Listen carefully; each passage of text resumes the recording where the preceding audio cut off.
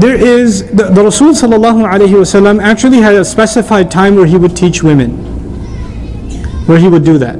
Especially the women of Medina. And actually the women of Medina were different from the women of Makkah. They were actually a lot more bold. And the Sahaba even noticed they were more bold. Like Umar radiallahu anhu said, they're not like the women of Makkah. So there was a difference between them. And they're outspoken. And we even know that from like, many athar and many hadith texts. Like, Umar is giving khutbah radiallahu anhu and a woman gets up and says, you can't say that. Allah said this. Like, lady, why are you not in the sister section behind a glass? Why are you... Oh, and you're talking to Umar. Umar. You don't want to like point a finger at Umar like that, but she did. She's like, gutsy lady, She did that. And, there are assumptions that men and women should not interact with each other at all, under any circumstance. That's what Islam wants. That isn't true. As a matter of fact, non-mahram, man and woman, talking to each other in public, outside, is mentioned in the Quran. Musa alayhi salam went up to two girls that were not his mahram. And he went over and talked to them and said, what's wrong with you ladies? Ma khatmukuma, what's wrong with you? And they said, well, we can't feed our animals until the whole flock is done. They had a conversation. He didn't go up to them and say, Assalamu alaikum wa rahmatullahi wa barakatuh, ya ukhtayya, my two sisters, fil Islam. He doesn't know even if they're no Muslims. They don't know. They don't know him, he doesn't know them.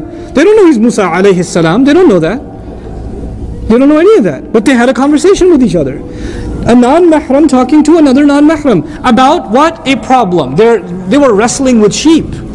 So you have to go talk to them. What are you doing?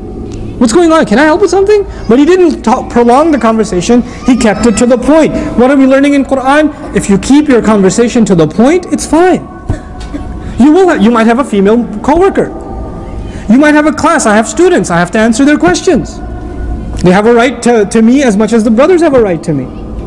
Because I'm teaching a class. It's a matter of justice. I can't put them in the back and not give them the same kind of attention. It's not fair. And I brought this up. If in education, is it fair or not? This is no. It's acceptable. There are ulama that are more conservative on this, and there are ulama that allow it too. But there are plenty of mainstream Ahl Sunnah across the schools of thought scholars that allow this. That allow, for example, this kind of setting, if it's meant with certain kind of restrictions. There shouldn't be small talk. If I crack a joke, it's to the entire audience, not to sisters by themselves or something, because that's inappropriate. That's not right. Right? And you're supposed to have a certain line, there's supposed to be a certain line of discomfort between you and myself. Or between you and any other non-mahram. There's supposed to be a line of discomfort. There's supposed to be a level of seriousness. You're not supposed to be giggly when you come up individually and talk to a non-mahram man. You're not supposed to be like, no, I have a question, brother. You said this. Why? Learn to be like that. Learn not to be giggly around non-mahram men. Not smiley. Jazakallahu khairan for so many things you're doing. No. Say that on your own. Don't come up and say it to me. Don't come up and say it to me. Say that to your dad. Jazakallahu khairan, Baba. You're so awesome. Great. When you come up to a non-mahram, if it's your teacher, if it's the imam of the masjid, if it's your employer, keep a serious tone. Keep a serious tone. When a woman uses a serious tone, the man becomes serious automatically. Girl comes up to you, you think she's kind of pretty. She comes up to you and says, Assalamu alaikum.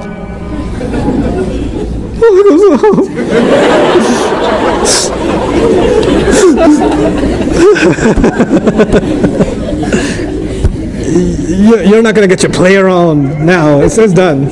It's over. But she comes up to you and says, Assalamu alaikum wa rahmatullahi wa barakatuh. No good. No good for you. Then you'll be like, oh, wa alaikum salam. That's bad for you. So you have to keep a stern voice. And these rules, I'm kind of alluding to them, Surah An-Nur already covers them. These rules are already there. You have to keep a stern voice. You have to keep your eyes low. As low as it doesn't mean you don't look away like, brother, I have a question. Like you don't do that either. But you don't stare at the person. You're like, yes, sister, do ask. No, not like that. Not like that. يَغُضُّ مِنْ أَبْصَارِهِمْ يَغْضُضْنَ مِنْ أَبْصَارِهِمْ. That's normal. It's not like over the top, but the idea is to keep yourself low. Don't stare. You know, make just enough eye contact to get your point across, and that's it. That's all. You don't need more than that. You know. So these certain things, they are the guidelines by which public settings make it okay. Now,